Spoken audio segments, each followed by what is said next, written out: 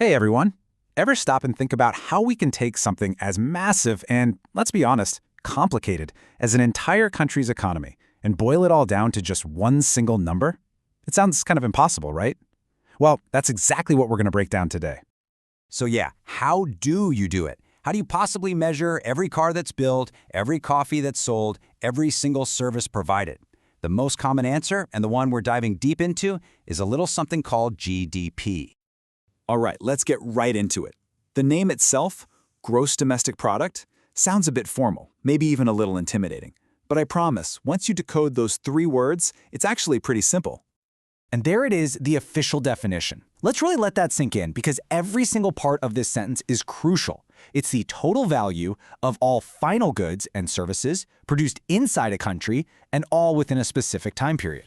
So to make that stick, let's look at it as three easy steps. First, we're adding up the price tag of all the final products. So think of the finished car, not the individual tires or the steel. Second, it's got to be made domestically, right inside the country's borders. And third, we're measuring all of this production in a set window of time, which is usually a quarter or a full year. Okay, so what actually gets counted in this giant calculation?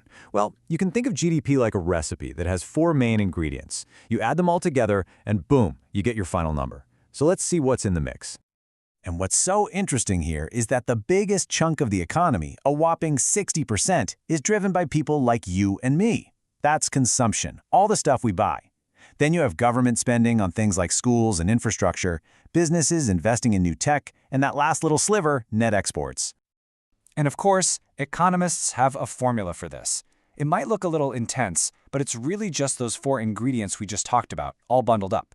C plus I plus G plus that little bit at the end, X minus M. It's super straightforward. C is for consumption, I is for investment, G is for government spending, and that last part in parentheses, the X minus M, is just a fancy way of saying net exports.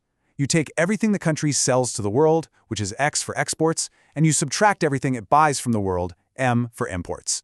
That's it. Okay, that's the theory. But what does this actually look like when we apply it to the real world? This is where we get to see how countries stack up and who has the biggest economic engine. It's pretty simple. The bigger the GDP, the bigger the economy. And right now, the United States is at the top of the list with an absolutely massive GDP of around $28 trillion. China's right behind at $18 trillion. And then you have powerhouse economies like Japan, Germany, and India filling out the top five. But, and this is a really big but, we have to hit the pause button here. That one giant number, that total GDP figure, can actually be pretty misleading. It tells you the overall size, but it doesn't really tell you what's going on for the average person living in that country. And that's why it's so important to understand the difference between total GDP and GDP per capita. See, a country can have a huge total GDP just because it has a ton of people. To get a much clearer picture of individual prosperity, economists take that total GDP and divide it by the population. That number, GDP per capita, gives you a much better sense of the economic output per person. And this leads us to a really important conversation. As powerful as GDP is, it's a very imperfect scorecard. It's famous for what it measures, sure, but it's also notorious for the huge things it just completely leaves out.